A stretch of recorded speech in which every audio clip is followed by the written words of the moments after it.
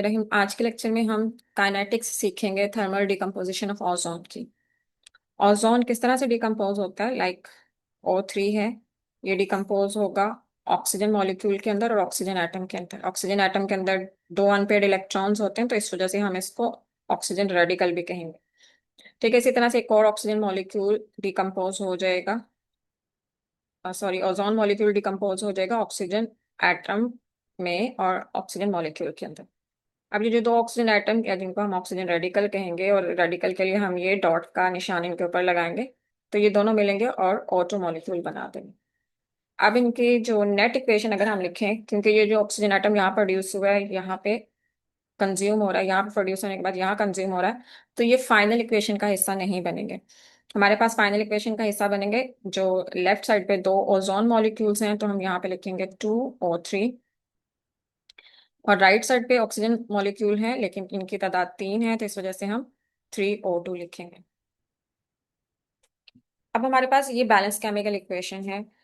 अ, जब हम इसकी काइनेटिक्स को देखते हैं बैलेंस केमिकल इक्वेशन के हिसाब से, अगर हम इसकी रेट जो है वो बताने की कोशिश करें, तो वो डिफरेंट है, और जो एक्सपेरिमेंटली है वो डिफरेंट है। ठीक है, लेकिन हमने डेफिनेटली एक्सपेरिमेंटल को जो है वो फॉलो करना है, ना कि बैलेंस केमिकल इक्वेशन के मुताबिक जो रेट ऑफ रिएक्शन है वो बनना है उसको फॉलो करना है, पहली बात। दूसरी बात ये है कि थर्मल डिकम्पोजिशन ऑफ ओजोन के अंदर हम rate of decomposition of ozone को जो है वो लिख सकते हैं, कैलकुलेट करेंगे, कर सकते हैं। लेकिन हम इस के अलावा इसको फॉर्मेशन ऑफ ऑक्सीजन मॉलिक्यूल के लिहाज से भी कंसिडर कर सकते हैं। यानी कि हमने rate of formation of oxygen और rate of decomposition of ozone, दोनों के हिसाब से हमें रिएक्शन की रफ्तार का पता चल सकता है। यानी कि हम रिएक्टेंट के कंजम्पशन के रेट के ऊपर भी किसी भी रिएक्शन को मेजर कर सकते हैं कि उसकी रफ्तार कैसे है, या प्रोडक्ट की फॉर्मेशन के हिसाब से, प्रोडक्ट की फॉर्मेशन के रेट के हिसाब से भी हम रिएक्शन की रफ्तार को फाइंड आउट कर सकते हैं। तो सबसे पहले मैं आपको ये बताना चाहूंगी कि हम थर्मल डिकम्पोजिशन ऑफ ओजोन जरूर पढ़ रहे हैं, लेकिन हम rate of decomposition of ozone के हिसाब से इसकी काइनेटिक्स को आगे फॉलो नहीं करने जा रहे। rather देन हम formation, rate of formation of oxygen को जो है वो देखेंगे। दोनों सूरतों में जो है हमें इस रिएक्शन का रेट पता चल सकता है, इसकी रफ्तार पता चल जाएगी। ठीक है, होप सो कि आपको ये क्लियर होगा कि हमने rate of decomposition of ozone, इसको जो है वो बार बार नहीं लिखना, बल्कि इस रिएक्शन को हमने, इसकी रफ्तार को फाइंड आउट करना है rate of formation of oxygen के हिसाब से। तो जब rate of formation of oxygen के हिसाब से रेट को एक्सपेरिमेंटली फाइंड आउट किया गया, तो ये देखा गया कि हमारे पास दो रेट्स आते हैं।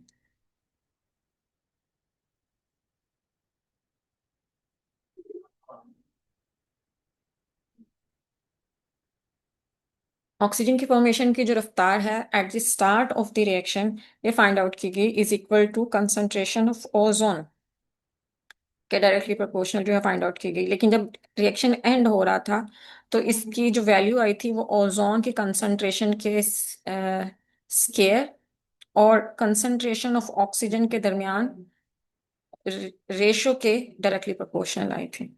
तो हमने इन दोनों को ही फाइंड आउट करना है। ये दोनों रेट्स जो हैं फॉर्मेशन ऑफ ऑक्सीजन के, ये किस तरह से हमारे पास कैलकुलेट होंगे, इन दोनों को फाइंड आउट हमने करना है, क्योंकि एक्सपेरिमेंटली हमारे पास यही आया।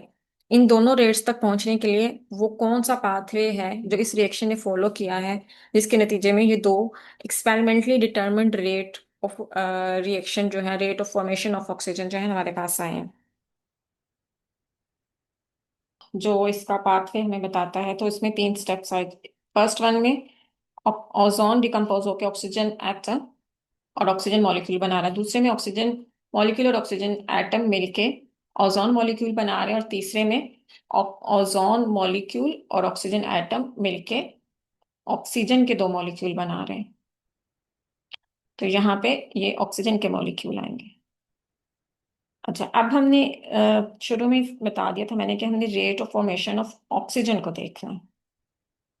देखना कि ऑक्सीजन कहाँ कहाँ पे बन रहा है। पहले वाला रिएक्शन जो है, यहाँ पे ऑक्सीजन बन रहा है, और इसको बनाने के लिए रिस्पॉन्सिबल कौन है? Concentration of ozone. और डायरेक्टली प्रोपोर्शनल जो है ना, वो ओजोन कंसंट्रेशन क्या आएगा according to law of mass action. और इसके लिए कांस्टेंट जो है वो K1 आ जाएगा। तो यहाँ पे आएगा K1, और साथ में कंसंट्रेशन ऑफ ओजोन ये आ जाएगी।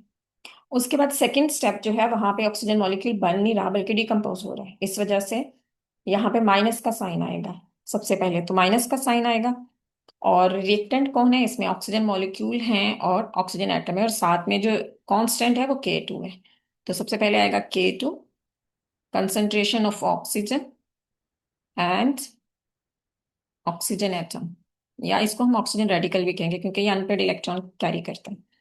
थर्ड स्टेप जो है उसमें ऑक्सीजन मॉलिक्यूल जो है वो बन रहा है अगेन, तो यहाँ पे आ जाएगा प्लस का साइन क्योंकि यहाँ पे बन रहा है। और रिएक्टेंट क्या है? ओजोन है और ऑक्सीजन एटम है, लेकिन सबसे पहले एक कांस्टेंट आएगा K3, लेकिन उससे पहले टू आएगा। अब ये टू क्यों आएगा ये मैं भी थोड़ी देर में आपको एक्सप्लेन करती हूँ। और उसके बाद हमारे पास यहाँ पे आ जाएगा O3 कंसंट्रेशन एंड साथ में ऑक्सीजन एटम की कंसंट्रेशन। ठीक है। अब इसमें जो है हम इस इक्वेशन को किस तरह से लिख सकते हैं? Rate of formation of oxygen, इसको सिंप्लीफाई अगर हम करेंगे तो हम इसको इस तरह से लिख सकते हैं, change in concentration of oxygen with respect to change in time is equal to. अब क्योंकि यहाँ पे ये जो दो हैं, यहाँ पे ऑक्सीजन एटम या ऑक्सीजन रेडिकल जो है वो कांस्टेंट है, तो इसको हम बाहर निकाल लेंगे। ठीक है। तो यहाँ पे आ जाएगा K1O3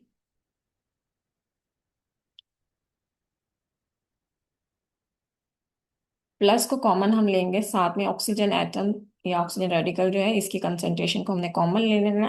अंदर हमारे पास क्या बचेगा? जब हमने ये आ जाएगा हमारे पास -K2, और आगे आ गया ऑक्सीजन मॉलिक्यूल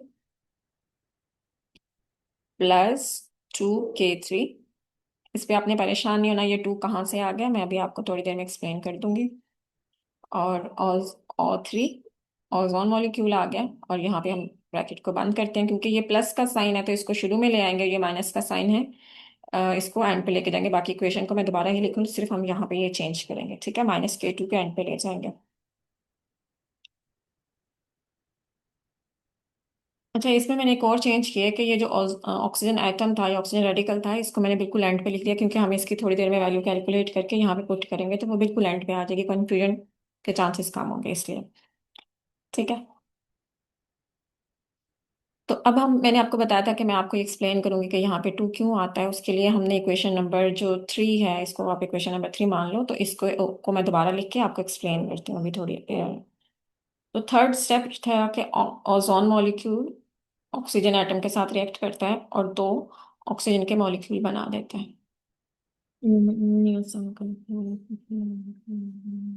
ये हमारे पास एक रिएक्शन है जो थर्ड स्टेप है उसका, और इसी में जो टू आया उसी को हमने फाइंड आउट करना है कि किस तरह से जो है वो हो सकता है।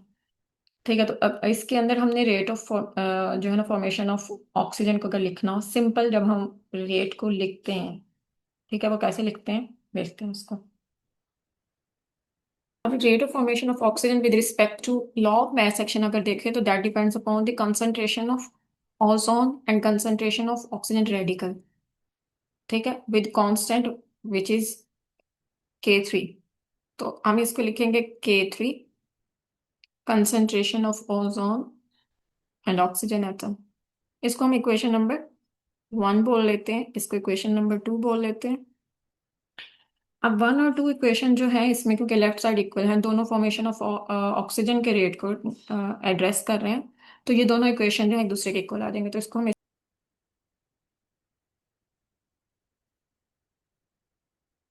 दोनों इक्वेशंस को हमने इक्वल कर दिया। अब ये जो 1/2 है इसको दूसरी साइड पे लेके जाएंगे तो ये हो जाएगा 2। ये 2K3 आ जाएगा, O3 एंड ऑक्सीजन एटम या ऑक्सीजन रेडिकल जिसको हम कहेंगे। ठीक है। तो ये वाली जो इक्वेशन है इसकी वैल्यू को हमने पुट किया है यहाँ पे इस इक्वेशन के लिए। ठीक है, जब हमने इसका रेट फाइंड आउट किया था, क्योंकि यहाँ पे ऑक्सीजन एटम जो है, सॉरी, जो ऑक्सीजन मॉलिक्यूल है ये दो गुना बन रहे हैं, तो इस वजह से यहाँ पे 2 आएगा। ये सिंपल फॉर्म में बताने के लिए, लेकिन ये लॉजिकल बताने के लिए कि हम rate of formation of oxygen को इस तरह से भी लिख सकते हैं, ये लॉ ऑफ मास एक्शन के अकॉर्डिंग इस तरह से लिख सकते हैं। दोनों को इक्वेट करेंगे और 2 को दूसरी साइड पे लेके जाएंगे तो ये 2K3 आ जाएगा। ठीक है, ये जो आपको मैंने इसलिए बताया था कि आप कंफ्यूज बिल्कुल ना हो कि ये 2 कहाँ से आ गए। ठीक है।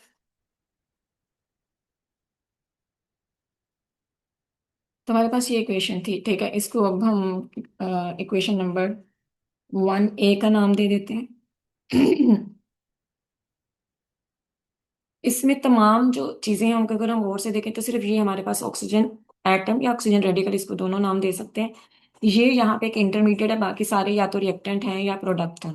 तो हमने यहाँ पे इंटरमीडिएट की जो कंसंट्रेशन है या rate of formation of intermediate या rate of formation of oxygen radical या ऑक्सीजन एटम, इसको फाइंड आउट करना है नेक्स्ट स्टेप के अंदर।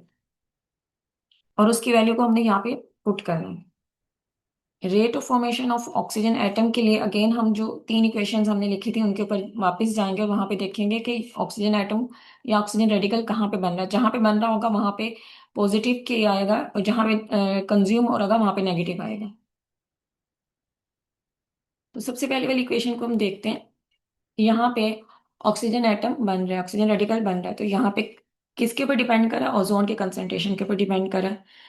और K1 आएगा लेकिन पॉजिटिव के साथ आएगा। अगेन K2 जो है वो नेगेटिव आएगा क्योंकि, और रिएक्टेंट हमारे पास ऑक्सीजन एटम और ऑक्सीजन मॉलिक्यूल है, ठीक है। तो यहाँ पे K2 भी जो है वो नेगेटिव आएगा। अगेन K3 भी नेगेटिव के साथ आएगा क्योंकि यहाँ पे भी ऑक्सीजन एटम जो है वो कंज्यूम हो रहा है, ऑक्सीजन रेडिकल कंज्यूम हो रहा है, बन नहीं रहा, ठीक है। तो यहाँ पे K3 से पहले भी जो है वो ऑक्सीजन एटम और जो है वो कंज्यूम होने की वजह से ओजोन और ऑक्सीजन एटम और K3 माइनस के साइन। स्टेडी स्टेट अप्रोक्सीमेशन का जो फॉर्मूला अप्लाएंगे, बाकी सारी इक्वेशन सेम थी सिवाय यहाँ पे जो पहले यहाँ पे प्लस था यहाँ पे माइनस आया, और यहाँ पे टू था, अब टू नहीं आया क्योंकि यहाँ पे ऑक्सीजन का जो एटम कंज्यूम हो रहा है, रेडिकल कंज्यूम हो रहा है, वो एक ही कंज्यूम हो रहा था, दो कंज्यूम नहीं हो रहे थे, ठीक है। अच्छा, अब हमने स्टेडी स्टेट अप्रोक्सीमेशन को किस तरह, स्टेडी का मतलब था कांस्टेंट, स्टेट का मतलब था कंडीशन, अप्रोक्सीमेशन का मतलब है हमने इसको फर्ज करना है। क्यों फर्ज करना है? क्योंकि ऑक्सीजन रेडिकल जो है यहाँ पे इंटरमीडिएट है, जितना बन रहा है उतना ही कंज्यूम हो रहा है। तो कहाँ कहाँ बन रहा है? यहाँ पे बन रहा है, पहले वाले रिएक्शन के नतीजे में बन रहा है, दूसरे और तीसरे रिएक्शन के नतीजे में ये कंज्यूम हो रहा है। तो हम ये कहेंगे कि जितना ऑक्सीजन रेडिकल बन रहा है एक सेकंड के अंदर, उतना ही एक सेकंड के अंदर वो कंज्यूम हो रहा है। अगर 10 बन रहे हैं एक सेकंड के अंदर, तो 10 ही ऑक्सीजन रेडिकल कंज्यूम हो रहे हैं एक सेकंड के अंदर। तो इसको हम कहते हैं कि rate of formation is equal to rate of consumption.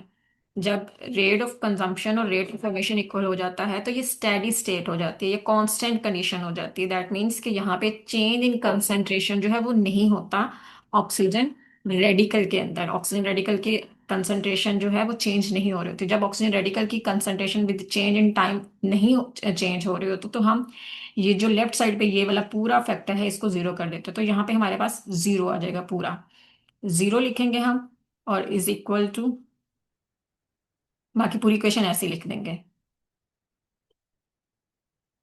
वैसे ही लिखी है। अब ये जो माइनस वाली साइन है, इन वाले साइंस को उठा के हम लेफ्ट साइड पे लेके जाएंगे तो ये पॉजिटिव हो जाएंगे। अब अगेन इसमें ऑक्सीजन रेडिकल जो है वो कांस्टेंट है, दोनों के अंदर मौजूद है, तो हम इसको कॉमन ले लेंगे। कांस्टेंट नहीं है मतलब दोनों में मौजूद है, कॉमन है, ठीक। ऑक्सीजन एटम या ऑक्सीजन रेडिकल यहाँ पे हमें इसकी कंसंट्रेशन चाहिए तो हम इसको इधर रखेंगे, बाकी सारी चीजों को दूसरी तरफ ले जाएंगे।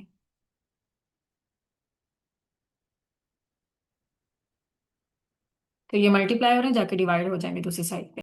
अब ये इक्वेशन आई है, इसको हम इक्वेशन नंबर 3 बोल देते हैं और इसको 1A के अंदर पुट करेंगे। 1A क्या थी? उसमें मैंने सिर्फ आपको बताया था कि ऑक्सीजन रेडिकल एक बिल्कुल एक्सट्रीम पे मैंने लिखा था। एग्जैक्टली हमने वहां पे इसकी जो है ना वैल्यू को पुट करना है।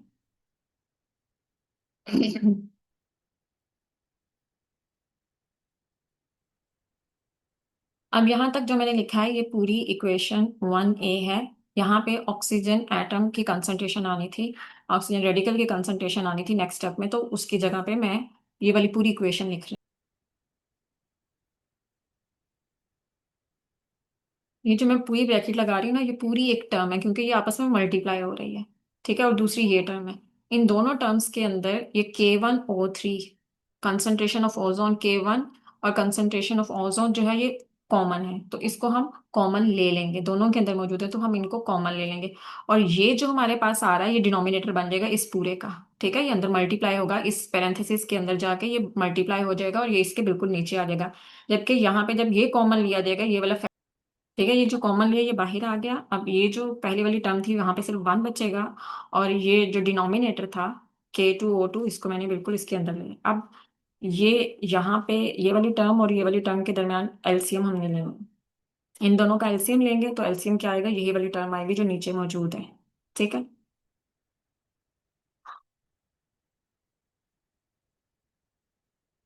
आ जाएगा K2 concentration of oxygen plus K3 concentration of ozone।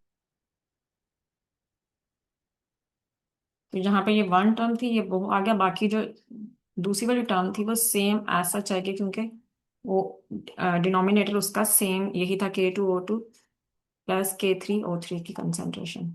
ठीक है,